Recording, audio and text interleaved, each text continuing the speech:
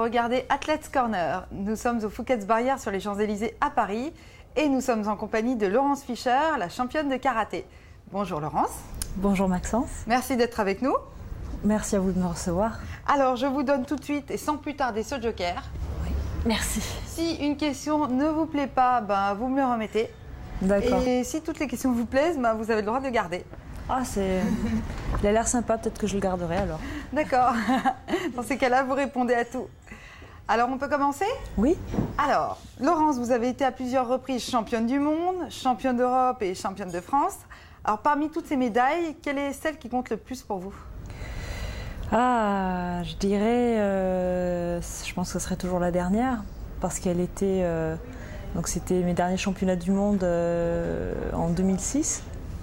Parce que je savais que j'allais mettre un terme à ma carrière à ce moment-là et que dans ces cas-là, quand on sait que quelque chose se termine, on le vit le plus intensément possible, comme c'est comme une petite mort. Donc c'était les derniers instants, mes derniers entraînements avec l'équipe de France, mes dernières rencontres avec toutes les équipes, toutes les filles des délégations internationales.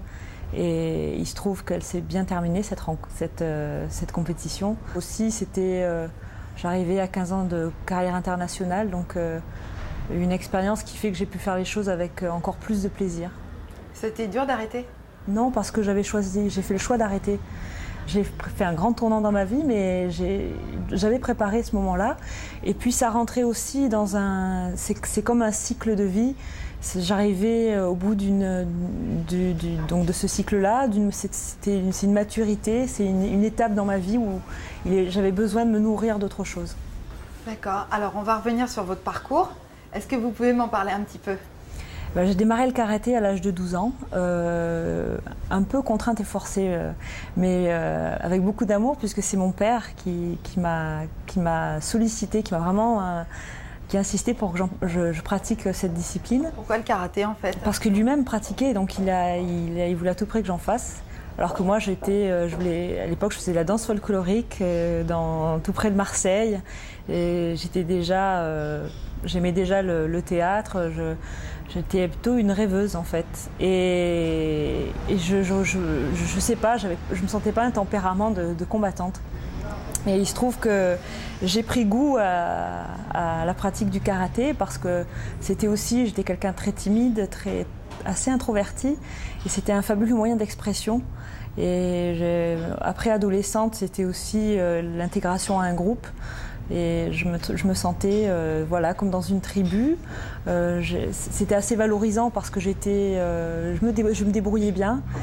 Et c'était surtout, c'était un fabuleux moyen d'expression. Donc j'ai continué jusqu'à ce que je fasse mes premières compétitions. Et ensuite, c'était parti, l'équipe de France, les compétitions à l'international, les sélections. J'étais un peu prise dans le jeu.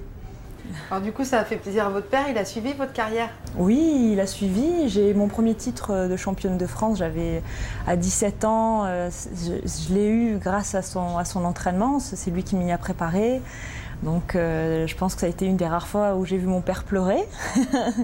Donc c'était assez fort. Et puis après, je suis allée vers les enseignants qui ont aussi beaucoup compté dans mon évolution, qui m'ont fait comprendre beaucoup de choses, au-delà même de la simple pratique du karaté en lui-même en tant que, je dirais que sport. Je l'ai compris ensuite plus comme un art martial. Alors c'est quoi l'atout du karaté par rapport aux autres sports ?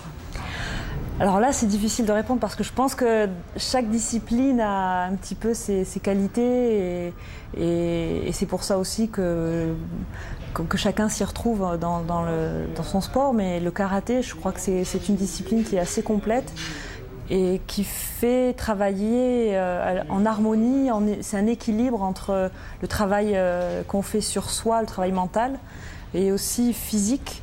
Parce qu'on sollicite le corps et tout le corps, c'est-à-dire qu'on fait parce que c'est une technique, on fait à la fois des techniques de jambes, des coups de poing et des coups de pied.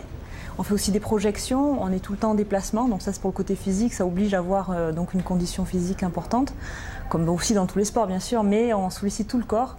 Et techniquement, c'est un travail qui est extrêmement exigeant, puisqu'il faut que les techniques soient contrôlées. Ce qui fait que si je vous fais un coup de pied au visage, par exemple, je devrais avoir... non, et pourtant, je pense que avec un peu de confiance, je vous l'accorde, je peux l'arrêter et je ne pourrais ne pas vous faire mal. Ah. Donc c'est ce qui est très intéressant. Et ce qui est tout aussi intéressant, c'est que justement, on lie les trois. On lie à la fois ce travail physique, d'explosivité, de souplesse en même temps, on est très félin. Technique, donc cette capacité à la fois de contrôler une technique au visage et au corps, essayer de faire mal, sans casser, mais de faire mal, de couper le souffle par exemple. Et aussi mental, parce que les combats sont aussi très courts, le combat dure 2 minutes. Et il faut être présent à 100% pour déstabiliser son adversaire, le surprendre. Et donc il faut faire appel à des qualités mentales de résistance aussi, parce que si par exemple on est à 30 secondes de la fin, on perd, il faut aller chercher en soi pour remonter. On se retrouve dans des situations qui peuvent sembler impossibles. Et je pense qu'ensuite, c'est le mental qui fait la différence. Donc voilà, c'est une combinaison de ces 3 éléments-là, comme dans tous les sports, mais avec ce contact qui fait que parfois, il y a aussi des prises de risques et une gestion de son environnement qui est très intéressante. Donc en fait, vous avez énormément travaillé. C'était quoi les rythmes d'entraînement ? C'est les rythmes d'entraînement alors ça dépendait des périodes de ma vie en fait. Quand j'étais plus jeune, beaucoup d'énergie, pas très bien canalisée. C'était 3 entraînements par jour avec une grosse préparation physique. Je faisais 3 heures de karaté le soir quand je m'entraînais à Marseille. Et ensuite, ça a été des entraînements qui ont été beaucoup plus qualitatifs, où j'optimisais mon temps, puisqu'il était en arrivant à Paris, en poursuivant les études, enfin en gérant plusieurs choses, puisqu'en un sport amateur, il fallait aussi que je travaille. Ça m'a obligée vraiment à travailler de manière très, très optimale à chaque fois. Et donc, aller rechercher vraiment l'efficacité dans le travail. Et à votre avis, quelle est la qualité principale qui vous a permis d'atteindre ce niveau ? Une qualité. Une qualité. Et je dirais que la pratique du karaté, ça va au-delà de cet aspect de la performance et de la compétition. C'est que c'est une qualité c'est dans la vie en général, c'est que j'aime ce que je fais. Et que le fait d'aimer, ça m'a fait franchir beaucoup de choses. Donc je pourrais aussi, je vous parle de volonté, de courage, de pugnacité, de rigueur aussi, de perfectionnisme, toutes ces qualités-là. Peut-être que j'en ai un petit peu, mais ce qui les recouvre, ce qui les entoure, ce qui fait que j'ai pu aller aussi loin, je pense que c'est parce que j'aimais passionnément ce que je faisais. Parce que là, je dis je faisais parce qu'à très haut niveau, mais je continue à pratiquer. Ah, quand même, vous continuez comme ça coupe pas complètement, quoi. C'est non, pas un arrêt définitif. Et puis, il faut transmettre. Ce qui est bien, c'est que j'ai appris dans le dojo avec d'abord mon père et puis les différents enseignants que j'ai eus, que quand on a reçu, il faut savoir le rendre et le donner aussi. Alors vous transmettez comment ?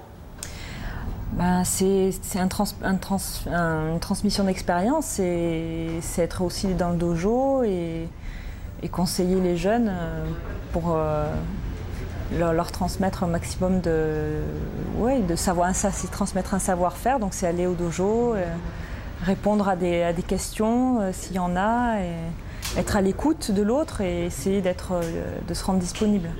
Est-ce que vous avez un défaut ? Plein. Alors allez-y, mais je vous en demande qu'un en fait. C'est difficile. Alors un défaut, est-ce que c'est un défaut d'être timide ? C'est pas tout le temps un défaut. Non, alors je dirais, alors qu'est-ce que je pourrais vous dire ? C'est pas de la timidité, ça serait... je pense que je suis un petit peu... je pense que je manque de confiance en moi. Je ne sais pas si c'est un défaut. Est-ce que c'est un défaut? On va y réfléchir, bon, c'est pas grave, ça me va quand même cette réponse. Un défaut, oui, je sais pas, je suis gourmande. C'est pas un défaut non plus. Ah mince. Encore mauvaise réponse, encore une fois. Ah, c'est vrai, alors un défaut, ça pourrait être... Je sais pas moi, un défaut. Bon, c'est pas grave. Oui, alors mince, alors là... Mince, j'en trouve pas, c'est trop difficile à vivre. Si, je suis autoritaire.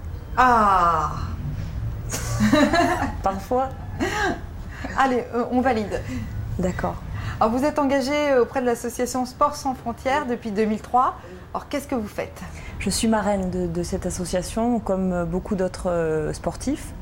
Et je suis allée un peu plus loin dans mon soutien de l'association Sport sans frontières. J'ai eu l'opportunité de pouvoir partir dans un des pays qu'ils soutiennent avec leur programme d'éducation par le sport. Je suis partie en Afghanistan et quand on parlait de transmission, j'y ai échangé mon savoir-faire de karatéka avec des jeunes femmes afghanes. Et dans le cadre du programme qui est là-bas, puisqu'ils ont à cette époque-là enseigné aussi le karaté aux jeunes femmes afghanes et aussi à des groupes d'enfants.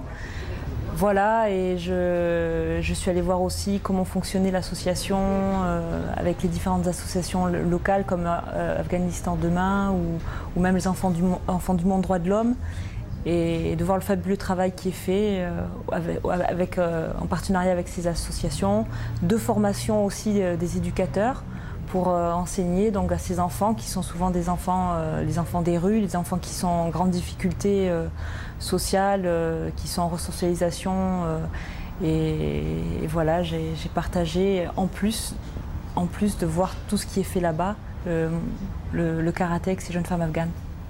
D'accord. Donc maintenant que vous avez arrêté votre carrière, donc qu'est-ce que vous faites? Alors aujourd'hui, je suis comédienne. Voilà, je suis une jeune comédienne. Je démarre le métier. Donc je démarre par une formation. Je suis des cours au studio Pygmalion et avec aussi Jean-Laurent Cochet. Je travaille sur une pièce de théâtre et voilà, je suis dans la continuité de ce que j'ai pu un petit peu comprendre et dans le karaté, de ce que j'ai pu toucher dans ma quête. Je continue à me nourrir, non plus aujourd'hui à travers un échange et une écoute directe comme ça qu'on peut avoir et très intense avec son partenaire ou son adversaire en karaté. Aujourd'hui, je retrouve cet échange-là, non plus avec des gestes précis, efficaces, et j'essaye de l'être toujours dans cette vérité, dans ce travail de justesse dans l'échange, mais cette fois-ci avec l'appui d'un texte et l'incarnation d'un personnage. Voilà, c'est ce que j'essaie de faire aujourd'hui. Et donc vous avez déjà interprété des rôles? Dans le cadre de la formation, oui. Donc, et c'est ce qui est fabuleux, et c'est pour ça que j'aime vraiment ce métier, c'est que ça demande aussi une grande générosité et un don de soi, une libération comme on peut. C'est pour ça. Vous allez peut-être me dire, mais je ne comprends pas le passage de karatéka comme ça, dans un art martial de combattante à ce métier-là d'interprétation.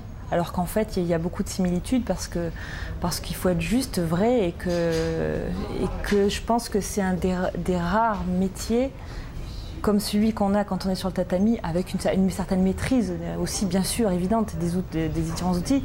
C'est un des rares moments de liberté où on vous dit sois toi-même, vas-y, lance-toi, et pour y arriver, on se met à nu. On se met à nu et je trouve que c'est vrai, je m'y retrouve complètement dans les deux. C'est-à-dire que si moi sur le tatami, mon partenaire ou adversaire, pour moi ça reste un partenaire parce que c'est une forme de miroir, il me renvoie à ce que je suis. Je ne suis pas dans cet échange-là moi-même, juste vrai. Je ne pourrais pas avoir cette efficacité la fille, elle va me voir, vous voyez, c'est un petit temps de décalage. Et quand vous travaillez un personnage, c'est la même chose. Si vous ne l'avez pas tout de suite, ce que vous allez dire, ça va être en décalage et ça va se sentir. Aujourd'hui, dans ce métier, la différence, c'est qu'on ne le fait pas pour soi, enfin, aussi pour soi, parce que c'est une recherche, et pour simplement son partenaire qu'on a sur le plateau, mais c'est un échange qui a destination vraiment du spectateur ou du téléspectateur, de la personne qui va nous voir. Et c'est complètement...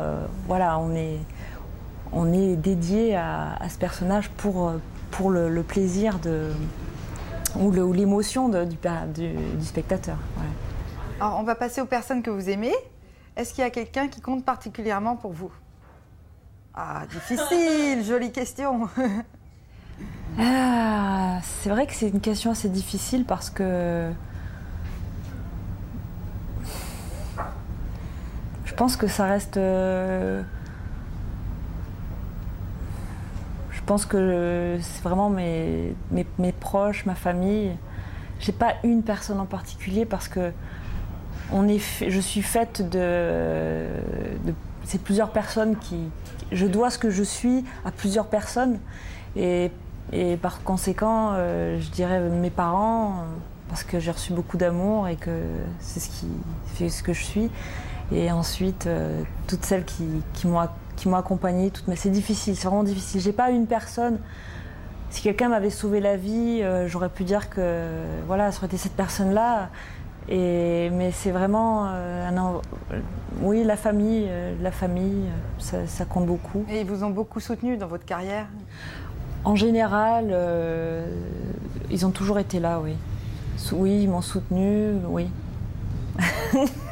Tant mieux en même temps. Oui, j'ai de la chance, j'ai beaucoup de chance, vraiment, parce que mes parents sont des exemples. Enfin, ce sont des exemples d'amour. Je conçois la vie que comme ça, et ils m'ont influencée, et c'est vrai que avec l'expérience de la vie, je me rends vraiment compte que c'est une chance. Alors maintenant, je passe à vos goûts. Alors, en cuisine, qu'est-ce que vous adorez? J'aime tout. J'avoue que j'aime faire pour le plus ce qui est sucré. Et donc j'aime beaucoup cuisiner. Mais je mange tout, ça dépend c'est pareil, ça dépend des moments. Je suis assez fan des fruits de mer. J'adore les fruits de mer. Ah, bon, bah très bien. Donc tout ce qui est aussi poisson, mais là, je suis gourmande, hein, je vous l'ai dit tout à l'heure. Donc j'aime aussi, j'aime les bons vins. Ouais, j'aime tout. Tout, il n'y a pas un plat que vous détestez? Non. Après, oui, un plat qui serait fait par quelqu'un quelqu'un qui l'aurait pas fait avec amour. Je suis sûre que je le sentirais. Qui fait mal tout simplement, qui fait avec amour et qui cuisine super mal. Oui, voilà. Alors, quel est votre style vestimentaire? Oh, ça dépend des... J'ai l'impression que j'allais dire, ça dépend des moments aussi. Bah oui, c'est-à-dire que c'est vrai que quand, en ayant été athlète, on est tout le temps sur vêtements. Tout le temps sur vêtements. Et comme on est pieds nus en karaté, j'ai toujours eu beaucoup de mal avec les chaussures. J'aime beaucoup les chaussures, mais toutes sortes de chaussures. Et évidemment, ça va des chaussures à talons. En plus, comme j'ai travaillé chez Nike, je suis complètement fan de toute la culture, tout ce qui est sportswear, donc très décontracté, avec beaucoup de fantaisie dans le dessin et le vêtement où on se sent bien. On est à l'aise, on est décontracté, mais j'aime aussi être extrêmement féminine avec ben voilà, il y a des formes, donc les mettre en valeur. Et là-dessus, je pense que j'ai encore beaucoup à apprendre parce que finalement, je me rends compte que j'étais donc pendant beaucoup d'années en survêtement et avec des petits bleus de temps en temps qu'on n'a pas forcément envie que les personnes, que ce soit vu.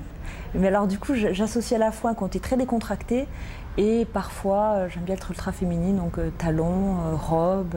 Et avec vos nouveaux rôles, vous allez pouvoir vous changer plein de fois? Ouais. J'espère vraiment. C'est ça qui est passionnant aussi dans le métier. C'est qu'on peut vivre plein de vies. J'en ai déjà vécu une grande, et alors si après... Et là, si vous en vivez plusieurs après, super quoi. Ah mais oui, et c'est pour ça. Et je pense que c'est pour ça aussi que c'est un métier qui est très dur, où plus que dans le sport, où la performance et le résultat immédiat est là. Là, on fait appel à beaucoup de subjectivité. Il y a aussi beaucoup de personnes qui souhaitent faire ce métier, mais les rôles, ils ne sont pas proposés à tout le monde. Et du coup, ça crée vraiment beaucoup de difficultés. Mais c'est aussi parce que c'est un grand privilège de pouvoir penser qu'on puisse être demain une Lucrèce Borgia ou l'espionne acolyte de James Bond, ou je ne sais pas, ou la femme de ménage, c'est tellement sans aller dans des héroïnes ou des femmes de destin, mais voilà, c'est passionnant. Alors quel est votre chanteur préféré ? Je vous dirais, alors j'ai des goûts musicaux très hétéroclites, et je pense que il y a beaucoup dans la pratique du karaté, il y a du rythme, et je suis très très sensible au rythme. Alors je vous dirais, ça pourrait... Je vais répondre d'abord tout de suite là, Claude Nougaro. Il aurait eu 80 ans cette année, et je suis née à Toulouse. Je ne sais pas si c'est... Mes parents ont beaucoup écouté Claude Nougaro, je suis très fan, vraiment. Après, j'aime beaucoup la salsa, j'aime beaucoup la musique africaine. Je pense à Fela Kuti qui a été aussi... C'est un homme qui... Je suis sensible aux musiques, aux chansons à texte, où il y a des messages qui sont passés et où on défend quelque chose, une injustice. Donc en français, j'aime beaucoup Georges Brassens ou Jacques Brel, mais comme il y a des chanteurs plus actuels, j'aime bien, je sais pas, Jacques Higelin, ou Alain Bachung. Enfin, vous voyez, et après, ça peut être sur la période dans les années 60-70. Et là, il y a eu beaucoup d'ailleurs d'excès dans cette période-là. J'aime beaucoup Janis Joplin, Jimi Hendrix, les Doors, et aussi toute la période de rhythm and blues, donc Otis Redding, Marvin Gaye, Ray Charles, Aretha Franklin. Voilà, j'aime beaucoup la musique brésilienne, la bossa nova. Et c'est très... Et après, ça dépend des moments. J'ai des moments en contemporain, j'aime beaucoup Anthony and the Johnsons. C'est vraiment, ça dépend de l'humeur en fait. Alors, à la télé, vous regardez quoi ? J'ai pas la télé. Donc en fait, ce que je fais... Vous regardez rien quoi ? Si, je regarde via Internet. D'accord. Donc et en fait, j'ai plus la télé parce que finalement, je me rends compte que j'y passe plus beaucoup de temps. Et j'ai déménagé, et j'avais une petite télé, et depuis donc je regarde. C'est indispensable quoi. Non, je regrette certains programmes sur Arte, certaines émissions où j'aime bien les débats aussi, j'aime bien quand il y a des joutes verbales où chacun y va de son argument, j'aime beaucoup ça. Mais voilà, alors là, du coup, j'écoute beaucoup plus la radio, finalement. Donc j'aime bien France Inter, il y a des émissions comme Le Masque et la Plume, ou des émissions culturelles, parce que ce qui se passe aussi, c'est que dans mon nouvel univers, alors je suis toujours... ce que je veux dire, c'est que je suis aussi toujours sur tout ce qui est... je suis les copains en sport, là, Tony Estanguet qui vient d'être champion du monde, la classe, je suis évidemment tout ce qui se passe, l'évolution du sport, même en général, puisque n'ayant fait une formation aussi en marketing sportif, je suis, parce que c'est en plein changement, c'est une nouvelle économie, c'est nouveau, donc c'est passionnant. Et donc le sport et la culture maintenant, alors là, voilà, j'ai un regret. C'est que la vie... Oui, c'est que peut-être que je vais vivre, j'espère, moi jusqu'à 80 ans, mais c'est trop court. Il faudrait qu'on ait plusieurs vies. T'imaginez ? Même tout ce qui se passe, tout... Enfin bon. Et en tant qu'actrice, alors dans quel film vous auriez aimé jouer ?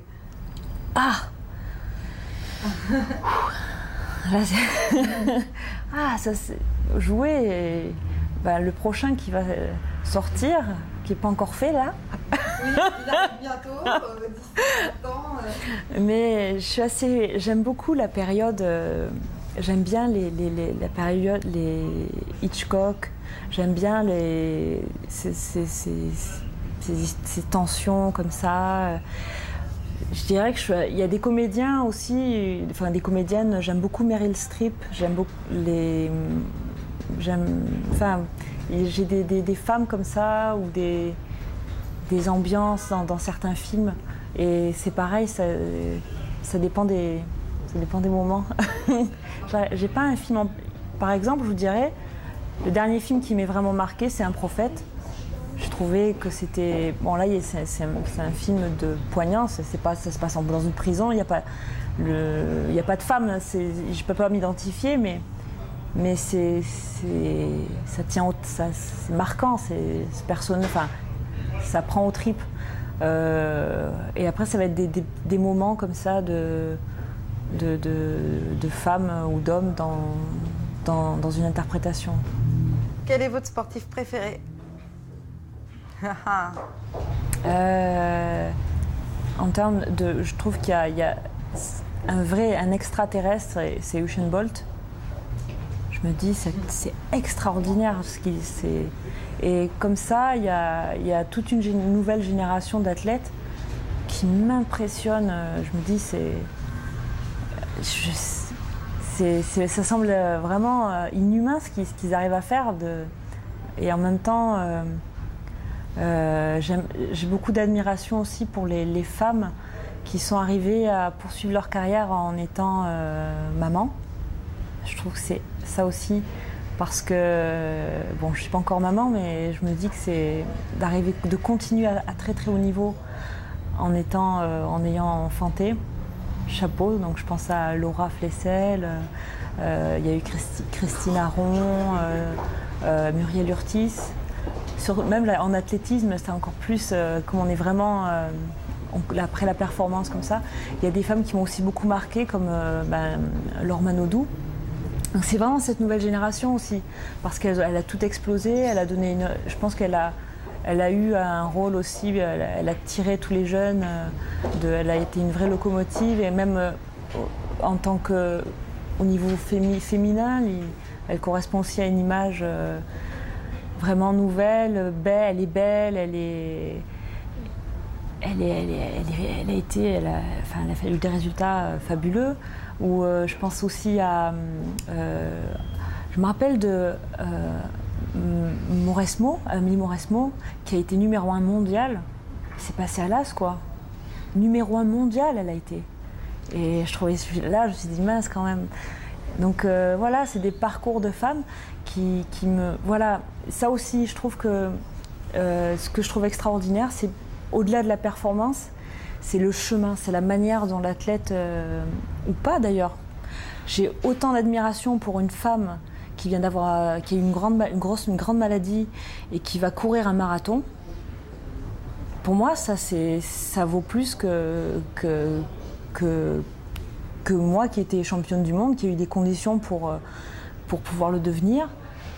Mais alors que la femme qui a une qui a une maladie grave et qui se dit ce challenge-là, je vais faire le marathon, je vais courir 42 km. Mais là, je dis chapeau, ça c'est admirable. Alors, est-ce que vous avez un conseil pour les jeunes qui veulent faire du karaté? Un conseil, mais alors...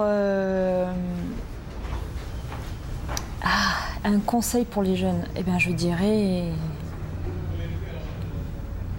Il faut s'accrocher. Non, mais déjà, qu'ils se sentent bien avec leurs professeurs, c'est important, qu'ils se sentent... et puis que... Ça dépend ce qu'ils veulent faire. S'ils veulent devenir champions, je leur dis... de s'accrocher, d'y croire, et de le faire avec le cœur, avec les tripes, avec ce qu'on est ce qu'on a de plus vrai, de plus pur, voilà, et qu'il y a des difficultés, qu'il faut vraiment qu'il faut s'accrocher, même si à un moment donné, ça peut sembler difficile, et voilà, pas lâcher. Merci beaucoup. De rien. Bravo pour votre joker, vous le gardez. Ah oui, c'est vrai. Merci. Merci d'être venu nous voir. Merci à vous. Merci à toi, Maxence, de m'avoir reçu. Alors, vous pouvez regarder cette interview sur worldsports-events.com à la rubrique Athletes Corner. Merci au Phuket Barrière de nous avoir reçus. À très bientôt.